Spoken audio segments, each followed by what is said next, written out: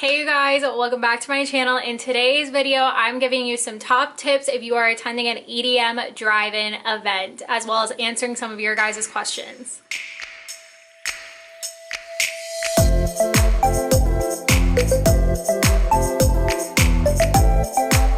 Hey you guys, welcome back. It's Aid. It's been a minute. I always say this, but it's been a minute.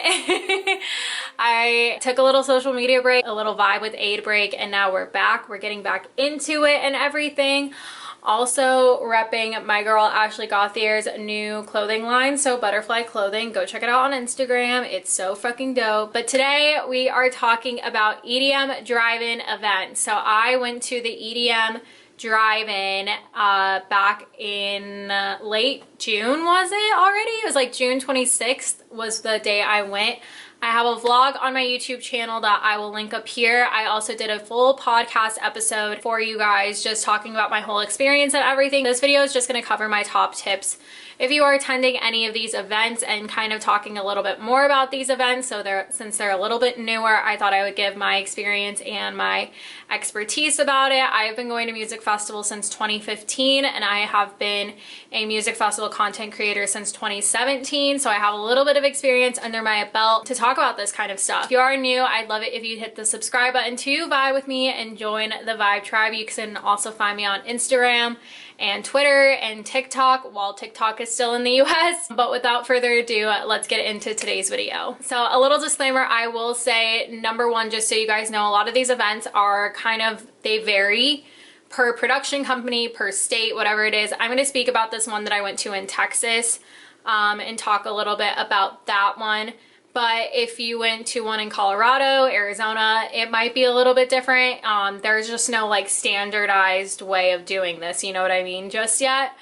And then the other disclaimer I want to put is that I have thought a lot about if I should be doing this video, because it's not great right now what's going on. We're still in quarantine, still in a pandemic, everything's going on. I didn't quite know if I felt comfortable making a video about this, because I don't necessarily want to promote that you should go to these events necessarily, because at the root of it all, we should still be trying to slow the spread and stay home. Back when I went to this event, I was very optimistic about everything. And some things have happened in the past month since that event, or has gotten me to think a little bit differently about stuff. But if there's anything I do know is that I do like to use my platform to help. So what I will say is that if you are deciding to go to these events, just know the risk you are taking by leaving your home, by spreading this. The amount of stops you might make, whether you go to get food, you go to a hotel, you go to a gas station, like any of those steps you take, you are continuing to potentially spread this virus. Of course, washing your hands, staying safe about it, wearing a mask and everything is super, super important. But I just want to make that very clear. I went to this event just for the sole purpose of reporting back to you guys to let you know what I thought about it. I thought it was generally safe. And we had a really great time. However, now looking back, I don't know if I want to go to another one again just because of my personal safety. Like I said, I had some things happen in this past month where I thought I could have potentially have gotten it, or I could have been passing it. I'm good, I'm in the clear, but I just want to make that very clear with you guys that my opinion has changed a little bit. But if I can use this time on my platform to tell you guys that when you go to these events, you are kind of risking, one, them to never happen again, two, to delay festivals and live events, the real thing, actually come back. I recently saw at a drive-in event in Denver that recently happened about 2 weeks ago, and it was supposed to be a whole drive-in series that my friend Steph worked her butt off on to put on and everything, and the next two events are now canceled because people weren't following the guidelines. People were treating this as if it was still a festival, still a rave, like nothing, like not a pandemic was going on. I saw people that were interacting with people not in their cars. I saw people not wearing masks when they were outside of their car. I saw this all on social media. People were posting it on social media, and I'm just like, hello, if you keep doing this, like, festivals will not come back until like 2022 at this point, you know what I mean? Could be dramatic, but we just don't know.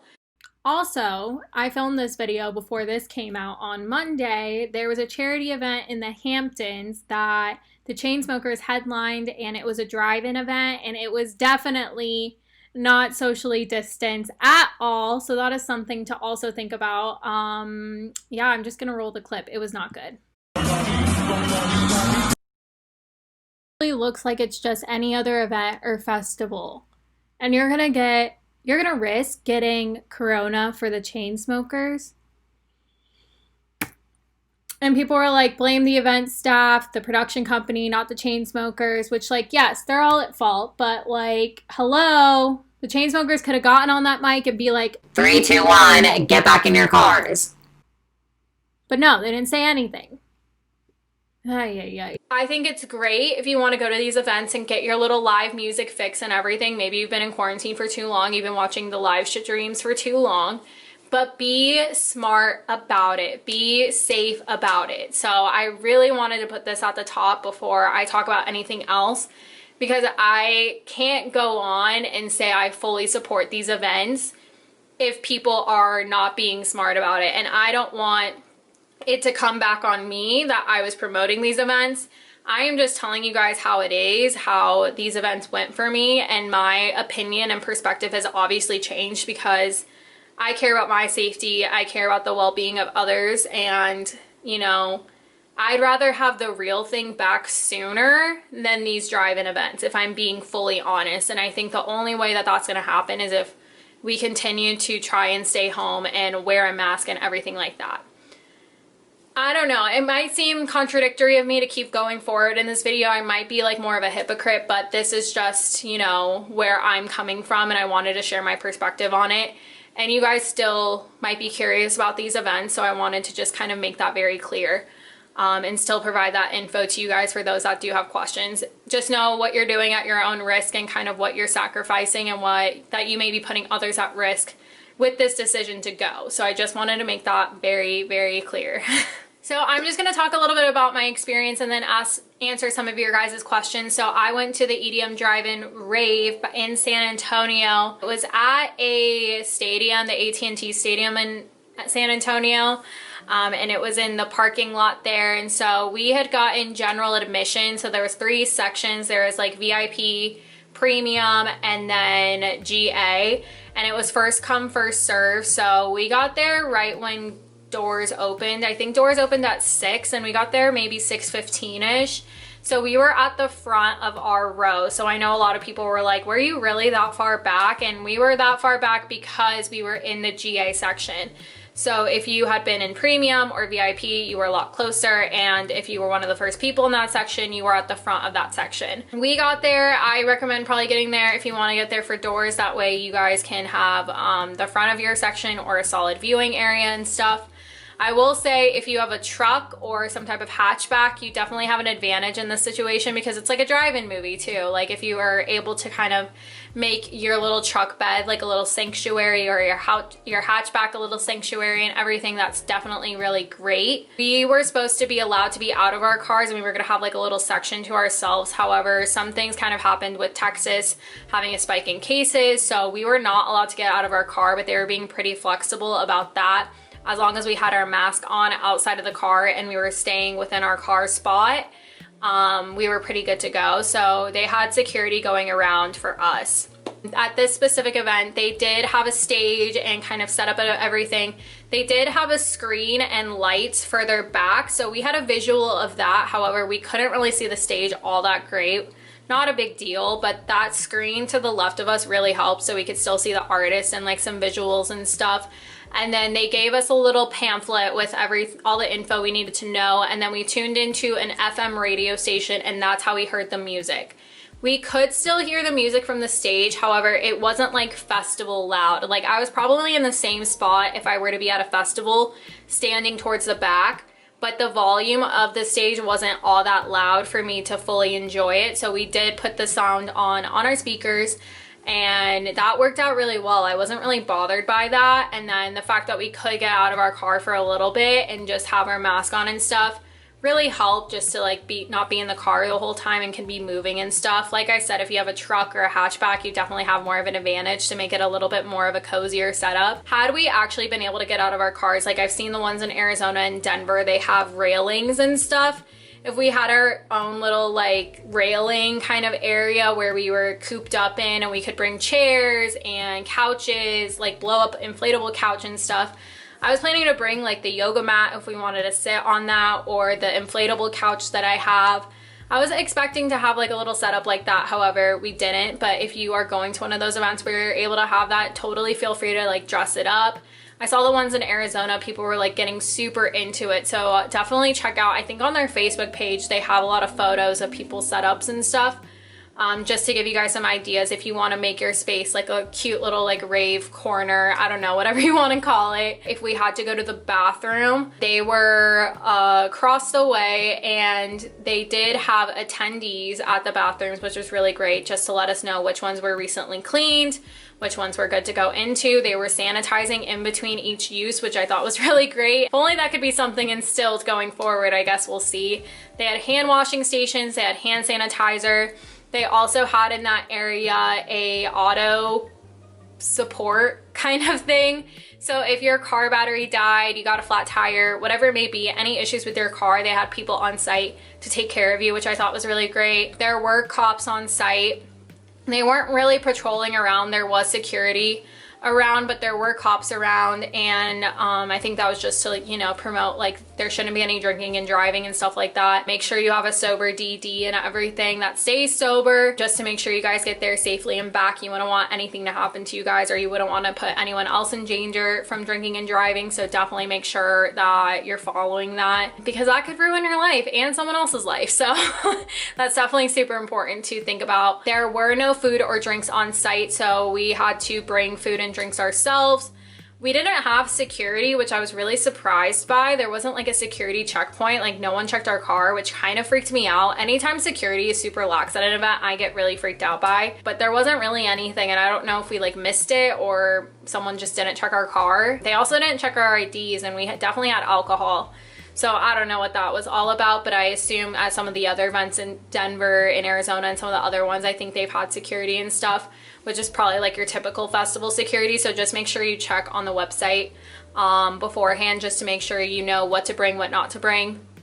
That just goes for any event. Honestly, I read the entire website up and down and all around, just to make sure I'm not missing anything and I'm fully aware what to expect and everything. Because like for this event, I read their frequently asked questions, I read all their policies and stuff like that, just so I was super informed, because this was my first event in a pandemic that I was going to. So I just wanted to make sure I had all the information I needed. As for that, we enjoyed our time there. We had a really good time. I talk about it in the podcast. I talk about it in the vlog. It was a really fun way to let out some energy and just be at live music again. I really was reminded why I love doing what I do and creating content for music festivals and for live music events and whatnot. So that really reaffirmed it to me that I just got to keep holding out until those events can come back and I can report about them and everything. If you guys have any more questions, feel free to comment them down below, but I do have some questions that I got submitted to me from Instagram that I'll talk about. So from Britter Bader, how was the sound? Not everyone has a decent sound system in their car. Correct. You are correct in that. We looked out, we had a good sound system, so hopefully you can pick someone in your group. Or I had friends that were flying in, they made sure that they rented a car with a good sound system and a truck and everything. But like I said, you have to rely on the sound system from your car. If you were further up, like in the premium or the VIP, you might not have to worry about having the sound, unless you want like the bass, you want to feel the bass still. Then you might have your car on, but we had to have ours on because we were just further back. Care Bear 6262 said logistics, parking space rules, can you bring alcohol, security procedures. So I talked about logistics. You basically first come first serve. They kind of guide you to where your parking spot is, and then you set up there. I would check the website for whatever that parking space is, and if you can like leave the parking space, what that looks like. They had people walking around the entire time up and down the rows, just to make sure everyone was following the guidelines and making sure if you were out of your car, you were wearing a mask, and that no more than like 5 people were at one car, because hello, that's how many people you can fit in a car. You can bring alcohol, just be smart about it. Security procedures, there weren't any at this event, but they probably have them at other ones. My mom submitted a question, what about food? So we brought our own food. We ate before, but we just had like little snacks and stuff and like Red Bull and stuff just to get us through the night. Liv Ramos said, how is the social distancing at drive-in raves? Should people be worried? So the one that I went to, I didn't notice anything, or I didn't really hear anything about people not social distancing. Like, there were people going through the crowd, like, of cars, just to make sure people were being smart about it and stuff. I think you should be worried based on what I've heard from other events, what I saw what happened with the Denver event. And I've heard some stories about the ones in Arizona where people were like, you know, rolling on drugs and were bouncing from car area to car area, trying to say hi to people and like trade with people and stuff. And so like, if you're going to these events, just make sure you're being smart about it. And like, if someone is trying to come up to your space, I would fully be okay saying like, hey, would love to meet you, but we can't do that, you know, just to like make sure you're being safe and stuff. And you don't want someone to jeopardize your health just because they want to say hi and stuff. So, and if someone's gonna be like weird about that, like, oh, they don't want to say hi to me, like, they should know we're in a pandemic. They can't even get butthurt about that. And if they do, they shouldn't be your friend. The social distancing can be as good as it gets as long as everyone is like trying to do their best to social distance. You know what I mean? You're only as strong as your weakest link. And if your weakest link is bouncing around to every group trying to say hi and trade candy, then that's a problem. She also asked, did they take your temperature before being let into the festival? They did not, but I've heard of some events doing that, taking temperatures and stuff. Even stuff here in Austin, like if you go to a restaurant or a salon, some people have been taking temperatures, but they did not do that for this specific event. Tristan McCracken asked how you set up your cars. We just got our car navigated to whatever spot we had. They had cones to signal off kind of like how much space to give between the cars. So we had, it was like us and then a parking spot on each side of us. I think we had railings and stuff to know what was our exact area, that would be pre-set up for you. And then they had a booklet for us to tell us what radio station to tune into. That was basically our car setup, and then we just did that. And it went really well. Giselle Irizarry said car setup ideas. So like I said, if you had a hatchback or a truck, you can make yourself a nice little cuddle puddle area. Have cars, inflatable stuff. Like we just weren't able to get fancy with it with ours, but for ones where you have like the rails and stuff, that definitely can help make it a lot more cozy and have like a cooler, a rug, chairs, whatever you need to make it nice. Leah Gilbert said security, is it worth it? Staying in car, police presence. Like I said, security, there wasn't any, but is it worth it? We got to go for free on a press pass, and then thinking about how much the tickets actually were, I don't know if it was that worth it for me personally to like put myself at risk of potentially getting COVID and then, you know, spending that money. I don't know. I'm still out on the fence about that. Like, it was still a great time and everything, but I don't think I would have spent the money to go had I not gotten a press pass. I really just got the press pass so I could cover this event for you guys and get all that details for you. You really have to estimate if it's worth it, if it's worth spending that money and potentially risking getting COVID or spreading COVID and stuff like that. Staying in the car, we kind of stayed out of it. Police presence, there were police presence. Sophia Spiridaki said, are you allowed to sleep in your car? I just think about people driving intoxicated.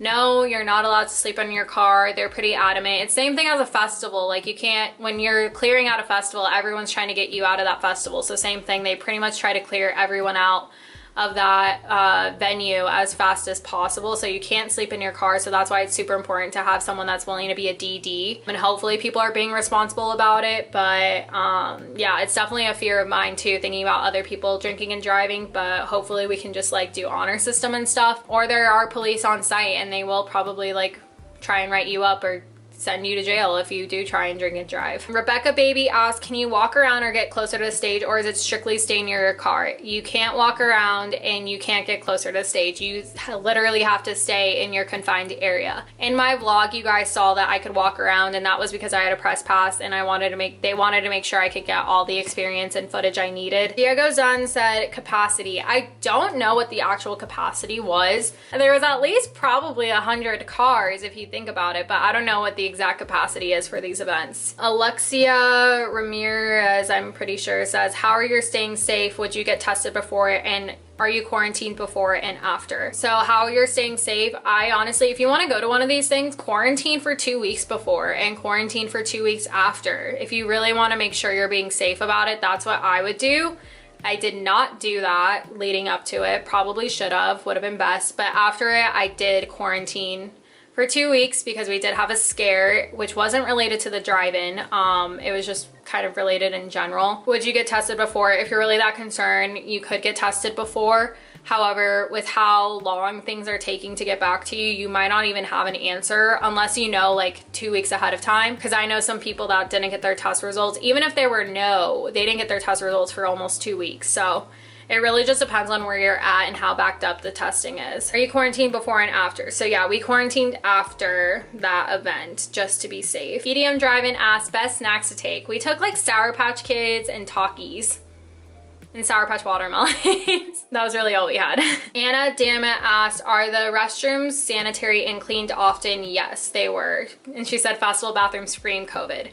Yeah, so they were cleaning them, and we had hand sanitizer before and after and everything. So I felt really safe about the bathrooms. I felt really safe about that, thankfully. Dayla Adams, scale 1 to 10, was it worth it? I'm like at a 5. 5, maybe 6. Like, looking back, I had a great time. It was fun.